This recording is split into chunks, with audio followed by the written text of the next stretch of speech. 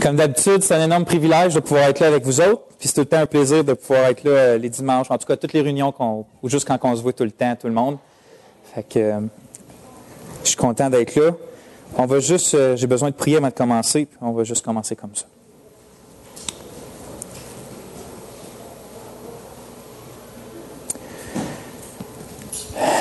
Une chance, Seigneur, que tu es notre Dieu. Ce serait quoi notre espérance sinon? Ce serait qui notre rocher, notre appui? Tu es un rocher solide, Seigneur, pour toutes les occasions dans notre vie. Pour l'éternité surtout. Mais tu diriges nos vies, puis ça rassure tellement nos cœurs, Père. Tu es grand. Tu es mystérieux aussi, mais tu te fais connaître à l'homme. Puis notre désir, Père, c'est de te connaître comme tu l'es vraiment. Que nos cœurs vraiment soient transformés par qui tu es. Qu'on t'aime, Seigneur, comme tu en es digne. Qu'on te loue comme tu en es digne. C'est toi, notre Dieu, puis on est ton peuple. Un peuple que tu as payé par ta mort, ô Seigneur, pour avoir avec toi. Merci de nous avoir réunis avec toi, puis d'avoir brisé, Seigneur, ce qui nous séparait de toi. Maintenant, Seigneur, on t'en prie, sois au milieu de nous pour le reste de la réunion. Permets-moi, Seigneur, d'exprimer ta parole avec vérité, avec clarté, avec simplicité. Mais il y a toi seul qui peux faire que les vérités qui sortent de ta parole touchent nos cœurs. Et Seigneur, je veux m'humilier devant toi, puis je te prie d'agir dans nos cœurs par ta parole. Je te prie, Seigneur, d'agir pour la gloire de ton nom parmi ton peuple. Amen.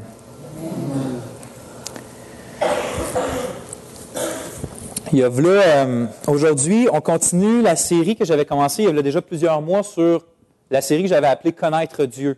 C'est le 7e message aujourd'hui. Pour ceux qui en ont vu, c'est ça, à chaque message, c'était comme une longue introduction qu'on pourrait dire de 5 messages pour dire pourquoi la connaissance de Dieu c'est important, puis tout ça. Puis là, on avait vu la dernière fois que Dieu est un. Donc, il y a vraiment juste un seul Dieu. Puis qu'est-ce que ça implique, ça, dans nos vies? Suite de ça, pourquoi que ça fait longtemps que je n'ai pas prêché là-dessus? Il y a eu 2 messages que j'ai eu à cœur de faire entre-temps qui étaient pour des occasions différentes. Mais aujourd'hui, en fait, au dernier message, quand il a fini, j'ai commencé à prier pour le message ensuite. Puis là, je me demandais, est-ce que je continue vraiment cette série-là sur Dieu? Puis je me suis mis à prier, puis à demander à Dieu, puis à penser pourquoi, dans le fond, j'avais eu à cœur de faire cette série-là. Pourquoi je trouvais ça si important quand je l'avais commencé? Parce que ça fait déjà quand même peut-être 1 mois et demi ou 2 mois qu'on n'a pas parlé de ça. Puis qu'est-ce qui m'est revenu en tête? Dieu m'a rappelé que pourquoi la raison première qui avait déclenché en moi le désir de faire ces prêches-là, ou d'étudier plus en profondeur Dieu. Puis, c'est qu'à un moment donné, justement, j'étais en train d'écouter un prédicateur qui prêchait sur la connaissance de Dieu, puis sur l'importance de connaître Dieu. Puis il a posé une question, une petite question, mais qui a eu vraiment un effet extraordinaire dans mon cœur. Puis sa question, c'est celle-là. Combien d'entre nous peuvent-ils seulement écrire une page sur chacun des attributs de Dieu? Combien d'entre nous peuvent-ils seulement écrire une page sur chacun des attributs de Dieu? Puis ça m'a frappé comme un éclair parce que je devais me l'avouer, je ne pouvais pas.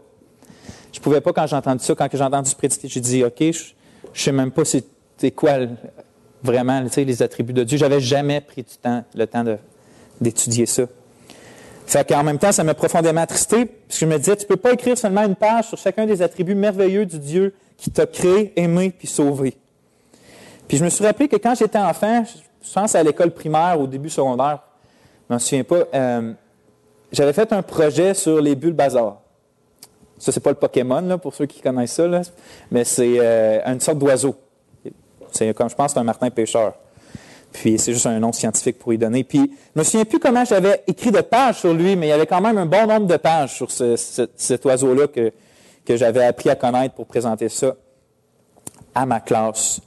Puis on sait beaucoup de choses sur beaucoup de sujets, mais est-ce que notre Dieu, on le connaît? Puis c'est ça qui m'a poussé à faire de Dieu ma principale méditation puis mon étude. Puis c'est de là que sont sortis ces prêches-là sur la personne de Dieu. Souvenez-vous qu'il y a juste des avantages incroyables à connaître Dieu, puis il y a juste des dangers épouvantables à ne pas le connaître. On avait vu ça dans les 2 premiers messages.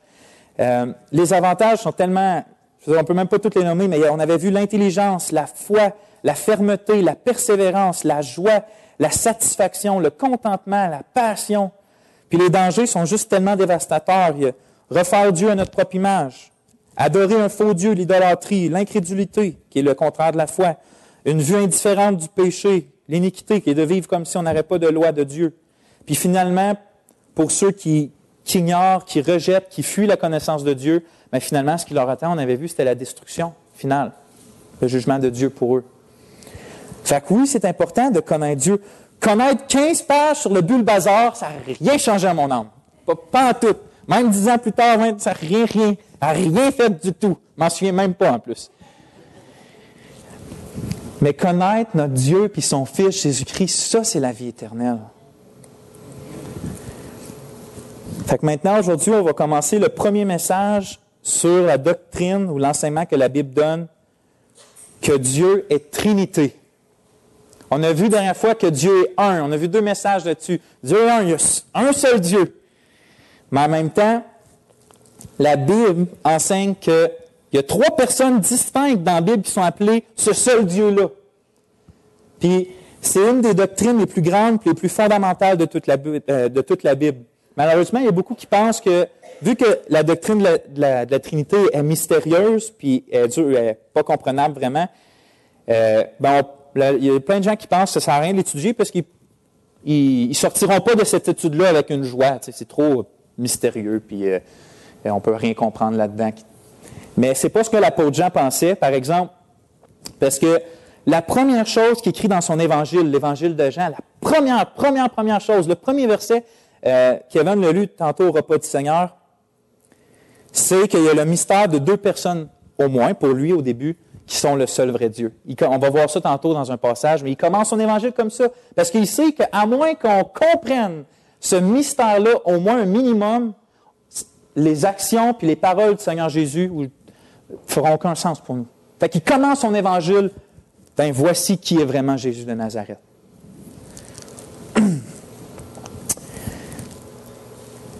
Sans comprendre que Dieu est une Trinité, on ne va pas pouvoir connaître qui est Dieu fondamentalement.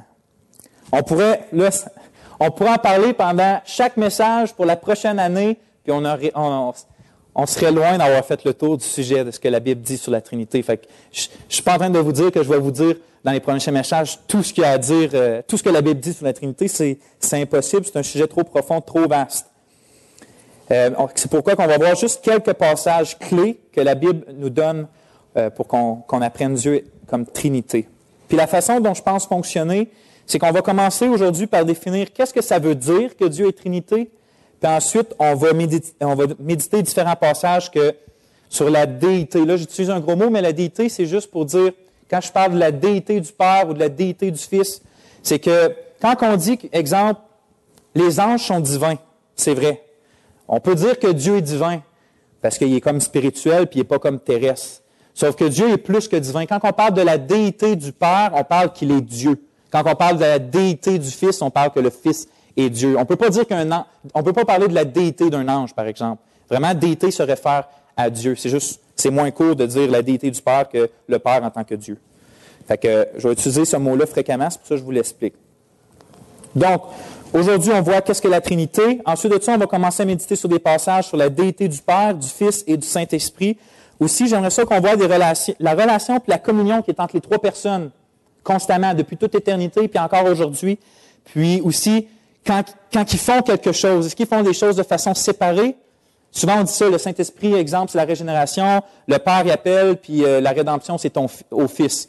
Mais la Bible, c'est vrai puis c'est pas vrai. Ils sont constamment unis puis ils font les choses ensemble, puis on va voir des passages comme ça. Pour finalement, on va faire des applications concrètes dans nos vies en se posant toujours les mêmes questions. Qu'est-ce que cette révélation sur Dieu devrait produire en moi? Qu'est-ce que cela change concrètement dans ma vie? Puis quelle devrait être ma réponse en face de ces vérités-là? J'avais dit qu'on va tout le temps essayer de ramener ça concret dans nos vies, qu'on ne va pas juste garder ça dans nos têtes. Une autre chose que j'aimerais parler ou rappeler avant de commencer, puis qui est extrêmement important, surtout dans cette étude-là, on se souvient de ce que Job a appris, puisque nous aussi on a appris par rapport à Dieu. Job avait appris qu'il ne peut pas comprendre totalement un Dieu éternel et infini. Donc, il y a des choses que Dieu va faire, il y a des choses que Dieu est, puis qu'on ne comprend pas. C'est pourquoi on a besoin de se soumettre à la Bible, à la vérité, même lorsqu'on ne peut pas pleinement comprendre quelque chose. Il y a plusieurs cultes puis plusieurs sectes qui disent que s'ils ne peuvent pas comprendre, ben ils ne peuvent pas accepter. Ça, premièrement, je trouve que c'est orgueilleux puis arrogant de penser que l'homme pourrait vraiment comprendre Dieu dans sa totalité. Puis deuxièmement, ce n'est pas une bonne façon de regarder à quoi que ce soit dans la vie. Exemple, combien d'entre nous ce matin comprend absolument tout ce qu'il y a à comprendre scientifiquement à propos de l'électricité? Peut-être à part David, mettons.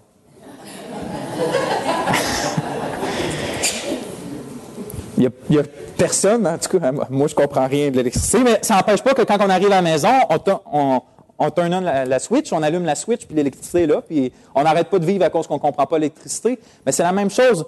On ne peut pas dire, quand je ne comprends pas quelque chose, je le mets de côté, puis je fais comme si ça n'existerait pas. Puis c'est surtout vrai quand on parle, exemple, de la Trinité.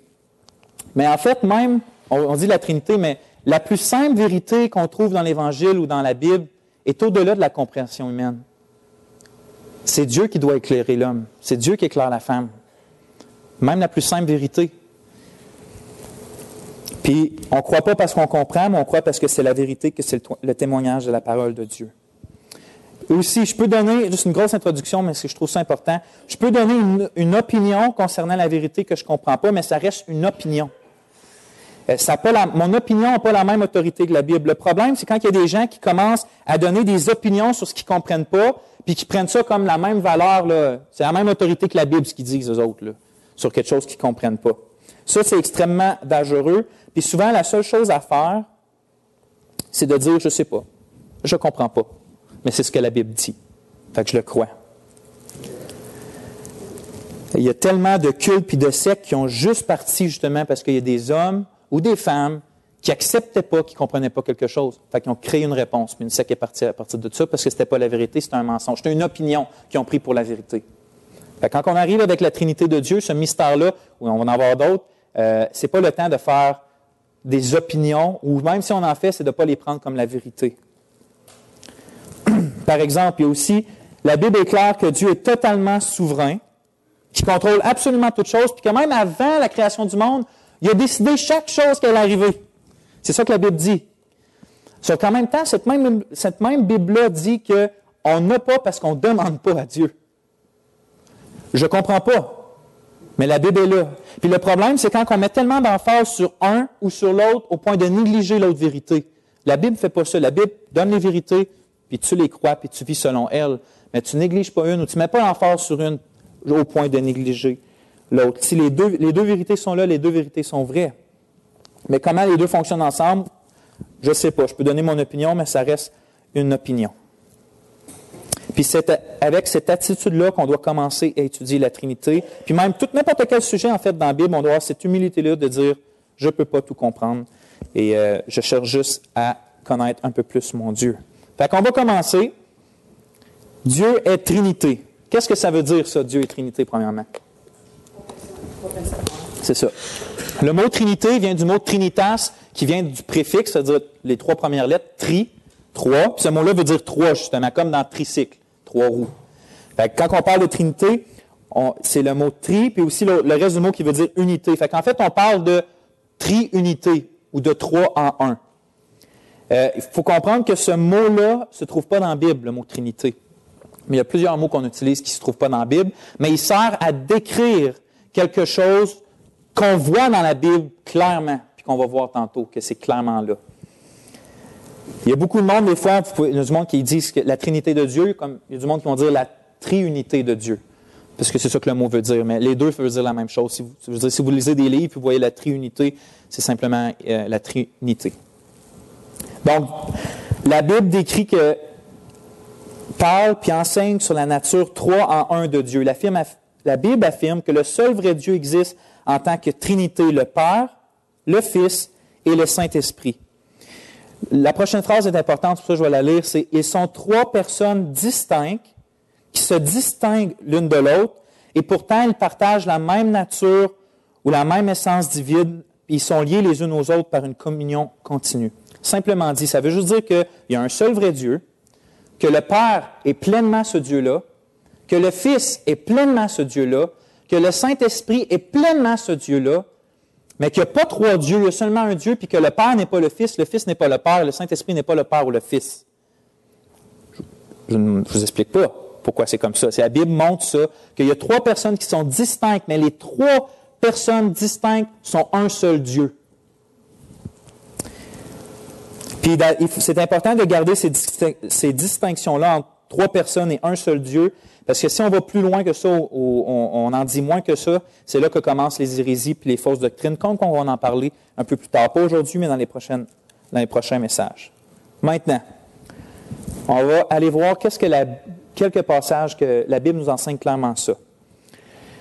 Pour le Père, c'est quasiment accepté par tout le monde, même les sectes ou différents groupes, que le Père est Dieu. C'est pas contesté, ça, la grande majorité du temps. Le monde appelle Dieu le Père et il n'y a pas de problème avec ça. Je voulais quand même donner un passage qui le montre clairement. C'est que dans 1 Corinthiens 8,6, c'est écrit « Néanmoins, pour nous, il n'y a qu'un seul Dieu, le Père, de qui viennent toutes choses et pour qui nous sommes. » Donc, Paul est assez clair. Il dit qu'il y a un seul Dieu puis que ce Dieu-là, c'est le Père. Il est clair.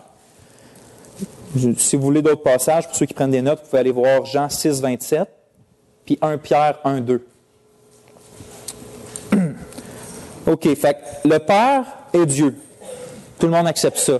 Mais le vrai combat commence quand on parle de Christ. Est-ce que Jésus est Dieu? Est-ce que Jésus est pleinement Dieu? C'est là que tout le monde, ou que les sectes s'accrochent, ou que les différents groupes s'accrochent. Est-ce que ça a tout le temps été ça le combat? Est-ce que Jésus est vraiment Dieu? Puis je vous invite pour regarder ça à tourner dans le passage que notre frère Kevin a lu ce matin dans Jean 1, dans l'Évangile de Jean, chapitre 1.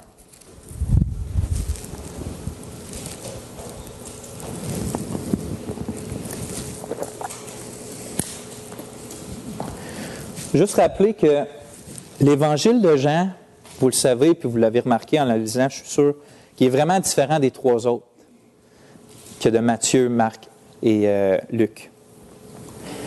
Puis une de ces différences-là qu'on voit, c'est que Jean met beaucoup plus l'emphase sur qui est la personne de Jésus. Tandis que les autres parlent beaucoup de ce que Jésus a fait. Mais Jean parle beaucoup de qui qu'il est, cette personne-là, Jésus de Nazareth. C'est pour ça qu'on a les fameux « Je suis » dans Jean. Puis c'est pour ça qu'il commence son évangile avec ce fameux prologue qui parle de qui vraiment est Jésus de Nazareth. Fait qu'on va lire ensemble les versets 1 et 2. Au commencement était la parole, et la parole était avec Dieu. Et la parole était Dieu. Elle était au commencement avec Dieu. On va juste décortiquer un peu le verset. Premièrement, au commencement. Où qu'on voit ça ailleurs dans la Bible? Genèse. Jean il fait un lien avec Genèse 1.1, le premier verset de la Bible. Dans Genèse 1.1, c'est écrit « Au commencement, Dieu créa les cieux et la terre ». Puis cette expression-là dans Genèse, c'est sûr que ça parle, puis dans Jean, ça parle du commencement de l'univers, quand que les choses ont été créées. Ça enseigne, c'est vrai que ça montre ça. Mais il y a une autre chose aussi qui est impliquée dans ça, c'est que ça parle de l'éternité passée. Parce qu'au commencement, Dieu était là. Donc Dieu est là depuis est là avant le commencement de toute chose. Dieu, depuis toute éternité, est là. Il existe avant le temps et la matière. Parce qu'au commencement, Dieu. Ça montre clairement que Dieu était là avant la création. Mais Jean, au lieu de dire dans son évangile « au commencement Dieu », comme la Genèse, il écrit volontairement « au commencement était la parole ». Là, il y a beaucoup de choses d'intéressantes à dire sur pourquoi Jean utilise l'expression « la parole », puis on va le voir dans les prochains messages. Parce qu'aujourd'hui, j'aimerais me concentrer sur le fait que la Bible enseigne que Jésus est Dieu, mais on va voir ça plus tard dans la série. Mais, fait que Jean écrit « au commencement, la parole était Dieu ». C'est quoi? On ne va pas aller voir tout de suite c'est qui la parole. On va rester juste là. Bon, au commencement, la parole était Dieu. Qu'est-ce qu'on sait? Bon, OK, au commencement, la parole était Dieu. Dans le fond, Jean, il n'est pas en train d'enseigner quoi que ce soit de nouveau. Genèse dit qu'au commencement, Dieu, là, pour une raison, je ne sais pas trop, on pourrait dire qu'il appelle Dieu la parole, mais au commencement, la parole était Dieu. Il n'y a rien de nouveau, dans le fond. Mais attends, juste avant, puis juste après d'avoir dit ça, il dit « la parole était avec Dieu ». Ça sonne comme si la parole est différente de Dieu, mais qui est en communion avec Dieu. Mais en même temps, cette parole-là est Dieu. Là, il y a quoi de bizarre qui se passe ici, là. Soit que Jean est bizarre, ou soit qu'il est en train d'enseigner de quoi qu'on ne comprend pas bien. Est-ce que Jean est en train d'enseigner qu'il y a deux dieux depuis toute éternité? Absolument pas. Il ne dit pas que la parole était un autre Dieu en communion avec Dieu, mais il dit plutôt que la parole était en communion avec Dieu et qu'elle était aussi, elle, Dieu. C'est ça qu'il est en train de dire dans Jean 1.1. Jean est en train de nous dévoiler, vous voyez ce qui se passe? Il est en train de nous dévoiler la vérité qu'il y a toujours eu une unité complexe en Dieu. Il est en train de dévoiler, OK, il y a un seul Dieu, mais la parole aussi est Dieu. Il est en train de dévoiler quelque chose ici. Puis il annonce là, on va aller voir, il annonce clairement au verset 14, c'est qui cette parole-là? Au verset 14, on peut lire ensemble, « Et la parole a été faite chair, et elle a habité parmi nous, pleine de grâce et de vérité. Et nous avons contemplé sa gloire, une gloire comme la gloire du Fils unique venu du Père. » Donc, Jean est en train de dire que la parole, c'est un nom donné au Fils, qui est Jésus de Nazareth, Jésus-Christ. C'est lui la parole. Puis lui, il est le Fils de Dieu. Donc, on pourrait dire, il est en train clairement de dire que Jésus était au commencement avec Dieu, c'est-à-dire que Jésus-Christ est pleinement Dieu. Maintenant, Jean n'essaie pas de nous expliquer pourquoi c'est possible ça, il fait juste le dire. Puis il nous enseigne la vérité qu'il y a un seul Dieu, qui est le Père, que le Père est ce Dieu-là et que le Fils est ce Dieu-là, distinct du Père, mais qui est aussi avec Dieu. Je voulais continuer dans le passage pour qu'on voie d'autres choses, mais je veux mentionner quelque chose avant. Puis même avant ça, on pourrait lire le passage comme ça, dans le fond. Au commencement était le Fils, et le Fils était avec Dieu, et le Fils était Dieu. On pourrait lire comme ça, vu qu'il vient d'identifier la parole avec Dieu. Fait qu'on voit clairement encore que le Fils est Dieu. Mais avant d'aller plus loin, je sais qu'il y a certaines personnes qui sont peut-être déjà venues vous voir, ils peuvent venir vous voir, puis ils vont vous dire que ce texte-là, ce verset-là même, en réalité, il n'enseigne pas que Dieu est pleinement Dieu, mais que c'est un autre Dieu, peut-être plus petit, puis qui a été créé par le vrai Dieu. Puis même, ils vont pouvoir essayer de vous convaincre en parlant du grec. Ils vont vous parler du grec. Ça m'est déjà arrivé. À cette heure, pourquoi je voulais vous mentionner ça, c'est que je ne veux pas vous laisser intimider par cette tactique-là du malin. Il peut être utile de leur montrer à eux autres que le grec, en réalité, n'enseigne pas ça. À cette heure, je ne suis pas un expert en grec. Je sais juste, moi, par un article de Gilles Despins que je peux vous donner, que le même mot théos, mettons, la parole était avec Dieu, théos, et la parole était Dieu, théos. C'est le même mot. Il ne fait pas de distinction entre Dieu et Dieu. Il parle du même Dieu, là, le mot théos. À cette heure, tous les érudits, Gilles Despins, ou peu importe, sont tous d'accord sur le fait que, en grec, il n'y a aucune façon de dire que ça n'enseigne pas que Christ est Dieu. Ça enseigne au contraire que Christ est Dieu. Il serait aussi utile d'aller voir les autres passages qui enseignent clairement que Christ est Dieu.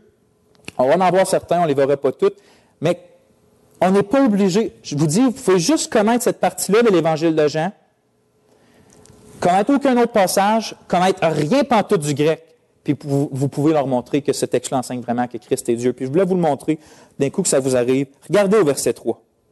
C'est écrit de Jean 1 au verset 3. C'est écrit, en parlant de la parole, toutes choses ont été faites par elle, et rien de ce qui a été fait n'a été fait sans elle. Toutes choses ont été faites par elle, et rien de ce qui a été fait n'a été fait sans elle. Alors, regardez ce qu'il dit le verset. Jean nous dit que toute chose qui a été créée, absolument toute chose qui a été créée, qui a été fait par la parole, c'est-à-dire qui a été fait par Christ, par Dieu le Fils. C'est-à-dire que si on prend une catégorie comme ça, là, qu'on dit que ça, c'est la catégorie des choses créées, ben c'est Christ qui a fait ça. Fait que nécessairement, Christ est en dehors des choses créées, vous comprenez? Donc, c'est évident que Jésus est lui-même. C'est-à-dire que les anges, les planètes, l'oxygène, peu importe ce qui a été créé, l'homme, les animaux, les plantes, ça a été créé par Jésus. Et c'est lui le créateur de toutes choses. Il n'a lui-même pas été créé. Il n'est pas dans la catégorie-là. Toutes les choses. Il ne s'est même pas créé lui-même. C'est lui qui a créé toutes choses. Donc déjà, s'il y a des gens qui viennent vous dire que ce texte-là n'enseigne pas que Jésus est Dieu, bien montrez-lui verset 3, puis ensuite de ça, annoncez-leur l'Évangile pour qu'ils puissent croire au Fils de Dieu puis être sauvés. Avant de changer de passage, il y a deux autres choses que j'aimerais faire sortir du texte d'un Jean. Regardez le verset 11. En parlant de la parole, toujours, « Elle est venue chez les siens, et les siens ne l'ont point reçue, mais à tous ceux qui l'ont reçue, à ceux qui croient en son nom, elle a donné le pouvoir de devenir enfants de Dieu. » Le seul moyen d'être sauvé, de devenir enfant de Dieu, c'est de croire en Jésus-Christ, le Fils de Dieu. Puis de croire en lui, c'est de croire qui est, puis de le recevoir comme qu'il est. Jean vient de nous dire qui qu'il est. Il vient de nous dire que Christ est Dieu. Ça veut dire que si quelqu'un ne croit pas que Jésus-Christ est pleinement Dieu, là, dans le sens le plus ultime, là, il est pleinement Dieu, l'Éternel. Mais si quelqu'un ne croit pas, il n'est pas enfant de Dieu. Ses péchés ne sont pas pardonnés. La colère de Dieu demeure sur lui. Puis il va faire face au jugement tant qu'il ne reconnaîtra pas que Jésus est Dieu. Mais ce n'est pas seulement de croire qu'il est pleinement Dieu. Jean aussi nous dit au verset 14, « La parole a été faite chair et elle a habité parmi nous. » Ça veut dire que Jésus-Christ, oui, est pleinement ce Dieu unique, le Créateur du ciel et de la terre, mais il est aussi devenu un véritable être humain. Puis il est important de saisir qu'il n'est pas écrit qu'il a arrêté d'être Dieu. Il est juste écrit que ce Dieu-là est devenu un être humain aussi. Il a été fait chair. Ça veut dire que Dieu, c'est pas comme si Dieu, il a arrêté d'être pleinement Dieu, puis que là, il aurait pris une partie de l'humanité sur lui, puis que là, il serait juste comme un genre de demi-dieu entre les deux. Là. C'est pas ça que la Bible enseigne. La Bible est claire que Christ est pleinement un homme, pleinement, là, dans le sens ultime aussi de qu'est-ce qu'un homme, il est un homme. Mais en même temps, il y a sa nature divine, sa déité, sa nature divine, il est pleinement Dieu. En une seule personne, il y a deux natures. Il est pleinement humain, il demeure vraiment Dieu. Vous pensez que la Trinité, c'est un mystère? Kevin l'a dit un matin, ça pour moi, c'est encore un plus grand mystère. Comment le Dieu Tout-Puissant peut être en même temps un homme? Pour moi, c'est encore plus mystérieux que la Trinité. Puis Paul pensait la même chose, il écrit « Et sans contredit, le mystère de la piété est grand, Dieu a été manifesté en chair. » Ça, c'est un mystère. Encore là, je ne l'explique pas. C'est ce que la Bible enseigne, que ce Dieu-là est pleinement... Parce que vous savez, il y a plein de monde qui il y avait plein de religions grecques ou païennes, peu importe, qui parlent de comme des dieux qui ont visité les hommes, puis là, c'est comme, il n'est pas vraiment Dieu, il n'est pas vraiment homme, il y a quelque chose entre les deux, puis Christ, non, c'est pas ça. C'est loin d'être ça. Il est pleinement Dieu. Puis c'est important de garder ces deux distinctions-là. Puis pourquoi c'est important? Rappelez-vous les paroles que Job a prononcées. Il n'est pas un homme, il parle de Dieu, il n'est pas un homme comme moi pour que je lui réponde, pour que nous allions ensemble en justice. Il n'y a pas entre nous d'arbitre ou de médiateur qui pose sa main sur nous deux. Job, il désirait un médiateur entre lui et Dieu qui puisse poser sa main sur lui, sur Job, puis la main sur Dieu. Mais qu'est-ce qui arriverait si Dieu pose sa main sur l'homme? Il serait anéanti au moment même. Il mourrait là, direct là. Puis qu'est-ce qui arriverait si l'homme pourrait réussir d'une manière à poser sa main sur Dieu? Il serait anéanti de la même façon. Dieu est saint. Alors, qui peut être le médiateur entre Dieu et les hommes? La parole faite chair. Dieu fait homme. Jésus-Christ, pleinement Dieu, pleinement homme. Lui, il pose sa main sur Dieu, puis il pose sa main sur l'homme. Car il y a un seul Dieu et aussi un seul médiateur entre Dieu et les hommes. Jésus-Christ, homme. Christ est le seul qui peut poser une main humaine sur vous et que vous ne mourrez pas. Et c'est le seul qui peut poser une main sur Dieu puis pas être tué. Parce qu'il est pleinement Dieu. D'une main de Dieu, il pose sa main sur Dieu, puis d'une main humaine, il pose sa main sur nous. Et là, on peut avoir un médiateur entre Dieu et les hommes. C'est pourquoi le seul moyen de jour en jour et pour l'éternité d'être en relation avec Dieu, c'est par le Dieu-homme Jésus-Christ.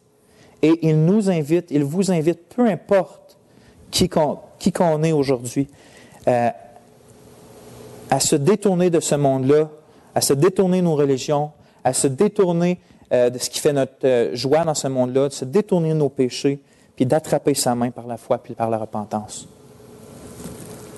Il faut toujours garder au cœur que Christ est le vrai Dieu et en même temps un vrai homme. Charles Spurgeon, il donnait cette illustration-là quand quelqu'un lui demandait pourquoi c'est si important que ça. Puis il disait, une échelle, si elle touche en bas mais qu'elle ne touche pas le top, c'est inutile. Puis il y a une échelle, mais si elle touche en haut et qu'elle ne touche pas en bas, c'est inutile aussi. Il faut que l'échelle touche le bas et le haut. Christ est cette échelle-là. Christ rejoint l'homme avec Dieu. Mais il n'y a personne d'autre qui fait ça. Il n'y a personne d'autre qui fait ça.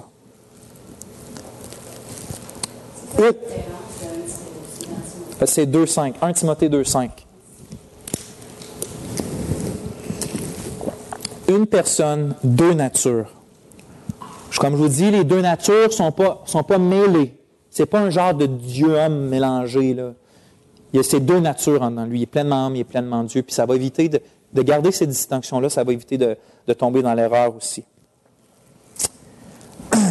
On va voir dans les prochains messages pourquoi ça nous aide de garder ces distinctions-là, puis on va voir que ça nous aide d'expliquer certains passages que certaines personnes prennent comme si ces passages-là enseigneraient que le Fils est inférieur au Père, donc certainement qu'il n'est pas Dieu. Il y a des passages un peu plus difficiles, puis de garder cette distinction-là, puis de regarder vraiment ce que la Bible enseigne sur les deux natures de Christ va nous aider à expliquer ces passages-là, mais ça, on va voir au prochain message. Maintenant, je vous invite à tourner dans Ésaïe 6. Un autre passage extraordinaire de la parole de Dieu. Ésaïe chapitre 6.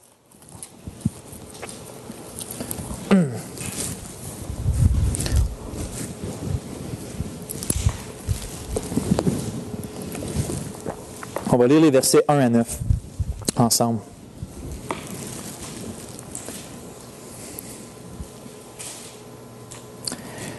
L'année de la mort du roi Osias, c'est Ésaïe qui parle, « Je vis le Seigneur assis sur un trône très élevé, et les pans de sa robe remplissaient le temple. Des séraphins se tenaient au-dessus de lui. Ils avaient chacun 6 ailes, 2 dont ils se couvraient la face, 2 dont ils se couvraient les pieds, et 2 dont ils se servaient pour voler. Ils criaient l'un à l'autre et disaient, « Saint, Saint, Saint est l'Éternel des armées. Toute la terre est remplie de sa gloire. » Les portes furent ébranlées dans leur fondement par la voix qui retentissait, et la maison se remplit de fumée. Alors je dis, « Malheur à moi, je suis perdu, car je suis un homme dont les lèvres sont impures. J'habite au milieu d'un peuple dont les lèvres sont impures, et mes yeux ont vu le roi, l'Éternel des armées. » Mais l'un des séraphins vola vers moi, tenant à la main une pierre ardente, qu'il avait prise sur l'autel avec des pincettes. Il en toucha ma bouche et dit, « Ceci a touché tes lèvres, ton iniquité est enlevée et ton péché est expié. » J'entendis la voix du Seigneur disant, « Qui enverrai-je et qui marchera pour nous? » Je répondis, « Me voici, envoie-moi. » Il dit alors, « Va et dis à ce peuple, vous entendrez, vous ne comprendrez point, vous verrez et vous ne saisirez point. » OK, pourquoi je vous ai fait tourner là quand je parle de la déité du Seigneur Jésus? Vous allez comprendre dans pas long. Tournez maintenant dans Jean 12. Je vais vous faire voir quelque chose d'extraordinaire que j'ai juste vu récemment. On va tourner au verset 40 du chapitre 12 de Jean. En fait, on va commencer au verset 37.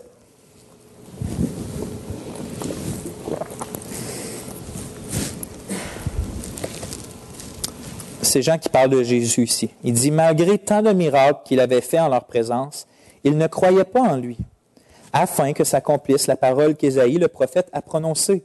Seigneur, qui a cru à notre prédication et à qui le bras du Seigneur a été révélé? » Là, il cite Ésaïe 53. Il continue et il dit, « Aussi ne pouvaient-ils croire parce que Ésaïe a dit encore, « Il a aveuglé leurs yeux et il a endurci leur cœur, de peur qu'ils ne voient des yeux, qu'ils ne comprennent du cœur, qu'ils ne se convertissent, et que je les guérisse. » Là, il vient de citer le verset qu'on vient de lire dans Ésaïe. Hein? Il vient de citer Ésaïe 6. Et Jean rajoute au verset 41, « Ésaïe dit ces choses lorsqu'il vit sa gloire et qu'il parla de lui. » Est-ce que vous comprenez qu'est-ce que Jean est en train de dire? Il est en train de dire que dans la vision d'Ésaïe, celui que Ésaïe voit, qui est appelé dans Ésaïe 6, l'Éternel des armées, Yahweh, Jéhovah, selon votre version, est Jésus-Christ. Il vient de dire que Ésaïe parlait de lui, de qui? De Christ, qui vient de parler, Jean lui-même.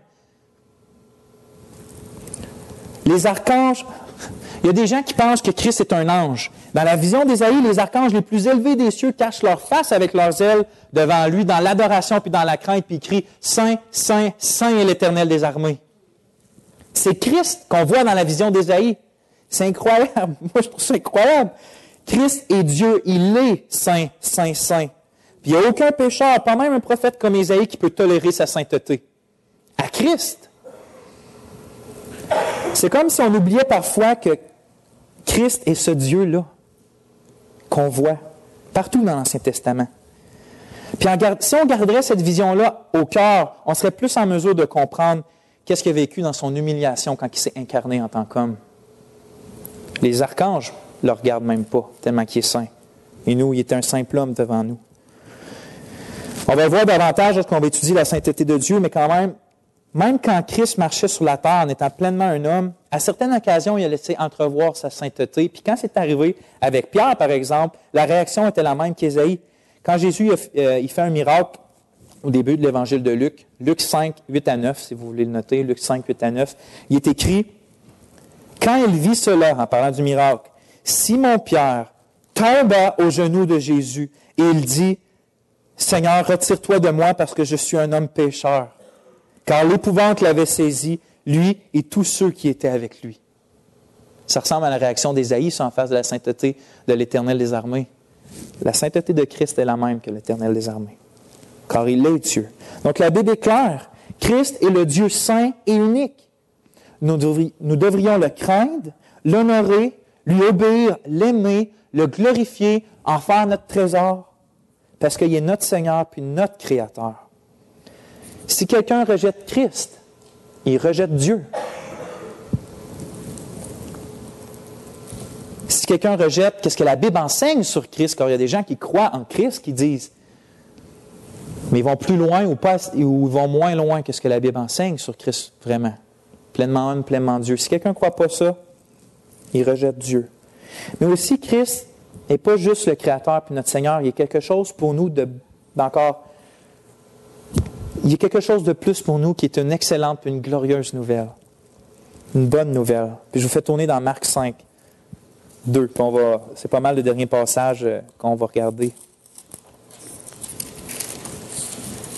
Donc oui, Christ est notre Seigneur, oui, notre Créateur, mais il y a quelque chose de plus pour nous encore, puis on va le voir là. Marc 2. On va commencer à lire à partir du verset 1.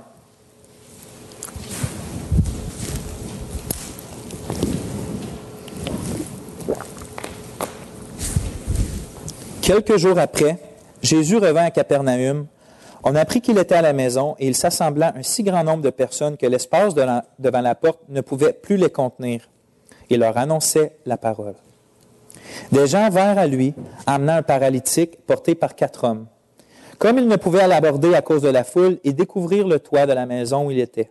Et ils descendirent par cette ouverture le lit sur lequel le paralytique était couché. Jésus, voyant leur foi, dit au paralytique, « Mon enfant, tes péchés sont pardonnés. » Il y avait là quelques scribes qui étaient assis et qui se disaient au-dedans d'eux, « Comment cet homme parle-t-il ainsi? Il blasphème. Qui peut pardonner les péchés si ce n'est Dieu seul? » On va arrêter là pour tout de suite. Comprenez que ce que les scribes disent, ils ont raison quand ils disent qui peut pardonner les péchés si ce n'est Dieu seul? Quand on pêche les uns contre les autres, on se fait du tort, mais un péché est avant tout, puis principalement, toujours une offense à Dieu. Principalement. Même quand on pêche entre nous, Dieu est toujours la partie la plus offensée quand quelqu'un pêche.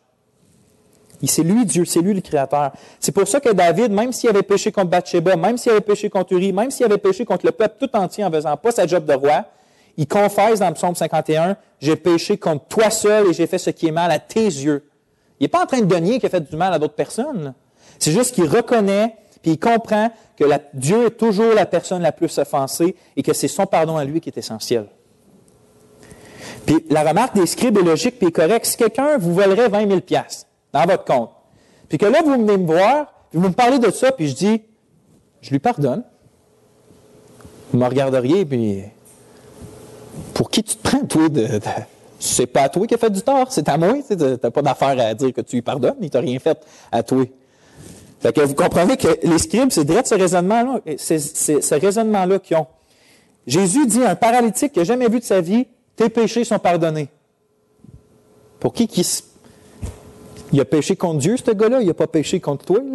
Pour qui tu te prends, toi, de pardonner les péchés qui sont faits à Dieu? C'est un blasphème, c'est vrai, c'est un blasphème. Si un homme arrive et dit tes péchés sont pardonnés à la place de Dieu. Il y a juste Dieu qui peut pardonner les péchés qui sont faits à lui, puis tous les péchés sont faits principalement à lui. On va continuer les versets 8 et 9. Jésus, ayant aussitôt connu par son esprit ce qu'il pensait au-dedans d'eux, leur dit, « Pourquoi avez-vous de telles pensées dans vos cœurs? Lequel est le plus aisé? De dire au paralytique, tes péchés sont pardonnés? Ou de dire, lève-toi, prends ton lit et marche? » Maintenant, je vous pose la même question. Qu'est-ce qui est plus facile de dire à un homme qui est paralysé? De dire, tes péchés sont pardonnés? Ou de dire, lève-toi, prends ton lit, puis marche? C'est bien plus facile, on ne le voit pas, ça. C'est facile de dire quelque chose comme ça. C'est quelque chose d'autre de dire en avant de toi un paralytique, ben, lève-toi, marche, puis on va voir que ça l'arrive. Fait que c'est ça la question de Jésus. Puis je vous pose la même question, qu'est-ce qui est plus facile? C'est bien plus facile de dire que ses péchés sont pardonnés, on ne peut pas vérifier ça. Mais regardez qu'est-ce qu'il dit Jésus au verset 10 à 12. « Or, afin que vous sachiez que le Fils de l'homme a sur la terre le pouvoir de pardonner les péchés, je te l'ordonne, dit-il au paralytique, lève-toi, prends ton lit et va dans ta maison. Et à l'instant, il se leva, prit son lit et sortit, en présence de tout le monde, de sorte qu'ils étaient tous dans l'étonnement et glorifiaient Dieu, disant, nous n'avons jamais rien vu de pareil. » La raison principale pourquoi Jésus a guéri le paralytique, c'est pour montrer que le pouvoir de faire la chose qui était la plus difficile à nos yeux, fait que s'il a le pouvoir de faire ça, il a le plein pouvoir de pardonner les péchés aussi. Puis qu'est-ce qu'il dit par là, dans le fond? C'est qu'il est en train de dire qu'il est Dieu lui-même. Il a le pouvoir de pardonner les péchés. Personne sauf Dieu a ce pouvoir-là. Parce que s'il ne serait pas vraiment Dieu, s'il serait un Dieu inférieur, s'il serait créé, s'il serait quelque chose d'autre que le Dieu tout-puissant, que le seul vrai Dieu, bien, il serait un blasphémateur. Parce qu'il ne pourrait pas vraiment pardonner les péchés. Puis regardez ce que Dieu avait promis dans la nouvelle. Dieu avait promis une nouvelle alliance, qu'on est dedans, puis il a dit qu'il allait faire ça à son peuple dans l'avenir. Mais voici l'alliance que je ferai, c'est dans Jérémie 31. Voici l'alliance que je ferai avec la maison d'Israël. Après ces jours-là, dit l'Éternel, je mettrai ma loi au-dedans d'eux, je l'écrirai dans leur cœur, et je serai leur Dieu, et ils seront mon peuple. Celui-ci n'enseignera plus son prochain, ni celui-là son frère, en disant, connaissez l'Éternel, car tous me connaîtront, depuis le plus petit jusqu'au plus grand, dit l'Éternel. Car je pardonnerai leur iniquité et je ne me souviendrai plus de leurs péchés. C'est l'Éternel, c'est Yahweh qui parle encore. C'est lui qui va pardonner les péchés, pas quelqu'un d'autre. Et Christ dit qu'il pardonne les péchés. Et même Isaïe avait dit, dans Isaïe 43, « Avant moi, il n'a point été formé de Dieu, et après moi, il n'y en aura point. » C'est Dieu qui parle. « C'est moi qui suis l'Éternel, et à part moi, il n'y a point de sauveur. C'est moi qui ai annoncé, sauvé et prédit, ce n'est point parmi vous un Dieu étranger. » L'Éternel est le seul sauveur. Il va donner cette gloire-là à personne d'autre, puis il n'y a personne d'autre qui pourrait l'être non plus. C'est l'Éternel seul qui est le sauveur. Mais regardez comment le Nouveau Testament parle du Seigneur Jésus-Christ. Dans Luc 2,11, c'est écrit, « C'est qu'aujourd'hui, dans la ville de David, il vous est né un sauveur, qui est le Christ, le Seigneur. » Pierre nous dit dans Actes 5, 31, « Dieu l'a élevé par sa droite comme prince et sauveur pour donner à Israël la repentance et le pardon des péchés. » Dans Éphésiens 5, 23, Paul nous dit, « Christ est le chef de l'Église qui est son corps et dont il est le sauveur. » Rappelez-vous que l'Éternel a dit, « Il n'y a pas de point de sauveur à part moi. Ce n'est pas un Dieu étranger qui va vous sauver. C'est moi. Et Christ est ce Dieu-là. » Il y a un seul Dieu qui est le Sauveur. Le mystère merveilleux, c'est que Dieu est Trinité. Dieu est le Père, le Fils et le Saint-Esprit. Vous et nous qui aimez Jésus-Christ, vous qui croyez qu'il est parfaitement Dieu et parfaitement homme, vous qui croyez qu'il est le seul Sauveur, vous qui vous appuyez seulement sur son sacrifice à la croix comme étant pleinement suffisant pour pardonner vos péchés puis vous réconcilier avec le Père, vous qui vous détournez de votre vie pour désirer le Fils de Dieu puis marcher avec lui, vous avez la vie éternelle que dit la Bible.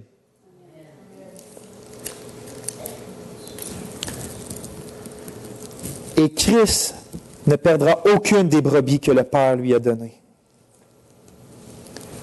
Et je termine. Souvenez-vous,